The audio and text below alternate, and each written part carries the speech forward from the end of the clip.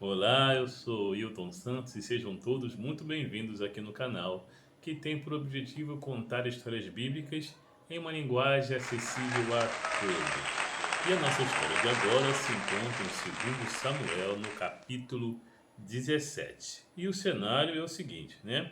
Absalão, depois de 11 anos planejando, finalmente consegue tomar o poder, usurpar o trono do pai. Pois bem, e ele expulsa Davi e agora ele finalmente está no trono, né? Pronto, ok, beleza.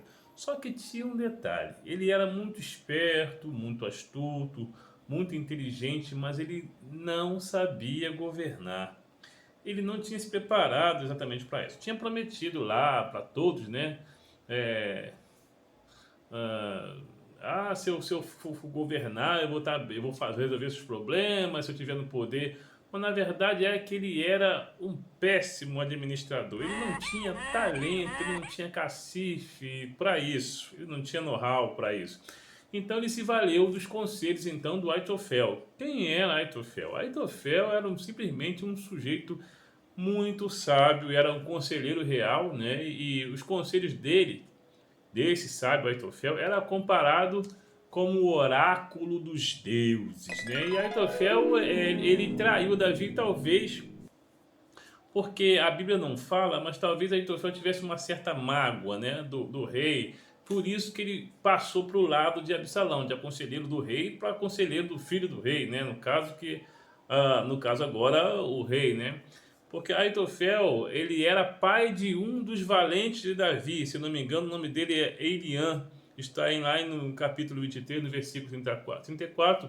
E também ele era avô de Batseba, sim, a esposa do Urias, né? Aquela novinha que o Davi ficou zoiando lá do terraço dele e depois foi lá e uau, essa mesmo, exatamente. Ele era avô de Batseba e talvez então tivesse aí uma certa mágoa do rei e passou para o lado de lá, né? Passou para o lado do filho do rei. Pois bem, então o primeiro conselho que Aitofel deu para Absalão foi, vai lá e durma com as concubinas do seu pai em plena luz do dia, à vista do povo, para mostrar que é você que manda na bagaça.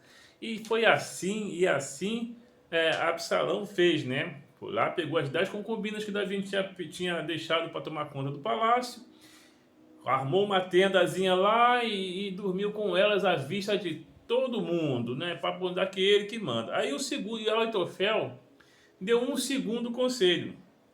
Olha, agora que me dê aí algumas guarnições e tal, alguns soldados, porque Davi agora se encontra de uma forma, está fragilizado, ele está a pé, com seus valentes, sem moral. A gente pode fazer o seguinte: a gente pode ir lá, chegar, cair matando para ele, dispersar o seu exército, e quando Davi estiver mais sozinho, vou capturar Davi, vou trazer para que você possa humilhá-lo e matá-lo na frente de todos, para você dizer que você é quem manda agora no pedaço, não tem volta. Porque alguns estão esperançosos e tal, mas aí se você pegar e matar Davi, eu posso fazer isso.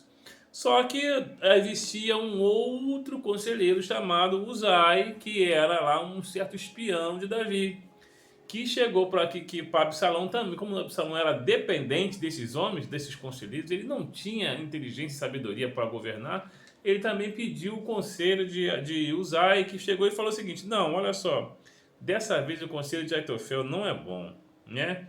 O melhor é você esperar, reunir todo o exército, uma guarnição inteira, porque Davi tem homens valentes lá. Você sabe que os valentes de Davi, inclusive um filho do Aitofel, tá lá também, entendeu? Então você sabe que Davi tem aqueles 600 homens que era macho para danar, mais o outro exército, mais os seus adeptos, os seus simpatizantes, os seus fãs, etc, etc, seus amigos, suas pessoas que são leais a ele. E Davi, o próprio Davi já é um homem de guerra, que você sabe muito bem disso, desde que ele derrotou os gigantes. Então é furada, não vai nessa não. Reúne o exército inteiro, quando Israel tiver já preparado mesmo, todo mundo, dê um tempo para isso, reúne todo mundo, aí vai cair matando Davi. Isso e ele fez com isso, deu tempo para que Davi fugisse para outro país, né?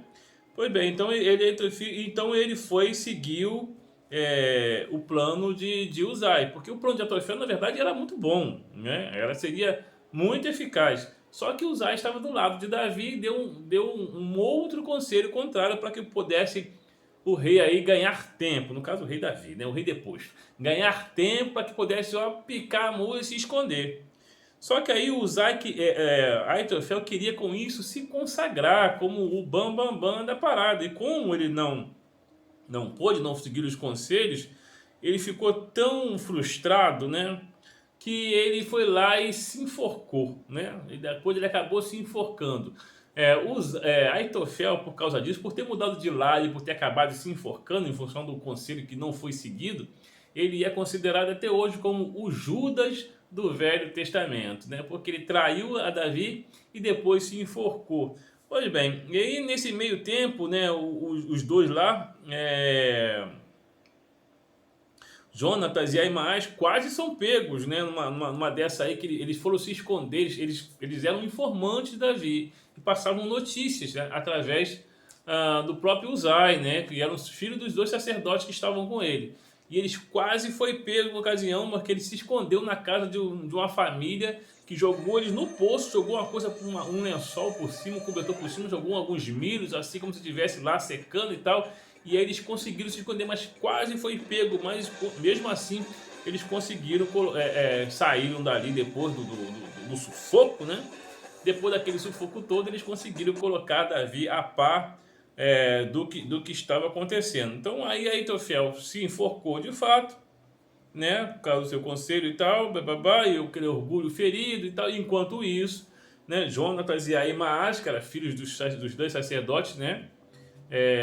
Enfim, que eram leais a Davi, passaram esse sufoco todo e quase parece um filme de ação, né? Imagina o sufoco que eles passaram. Os caras começaram a procurar ele lá nessa casa, porque alguém os viu, né? Escapando lá se esgueirando lá pela escuridão e deduraram eles. E aí os soldados fiéis de Absalão quase os pegaram, mas deu tudo certo, eles conseguiram se esconder e conseguiram então dar as informações necessárias lá para Davi e seus companheiros. Bom, aí nesse meio tempo, depois que Aitofel, né, se escondeu, Davi realmente pôde se escapar e ficar longe do alcance do seu próprio filho, no caso Absalão. E depois disso, mais tarde, vai ter uma guerra literal de Davi, os homens adeptos de Davi, os homens de Davi, contra Absalão. Mas isso aí já é assunto para uma próxima história, né? E no mais, se você não é nenhum Aitofel da vida, se você não é nenhum traidor, deixa o seu like aí, entendeu? Deixa o seu like, que ajuda, que fortalece a gente, que dá uma moral pra gente, entendeu? Deixa o seu like, comente, compartilhe, enfim, fique com Deus e pense nisso.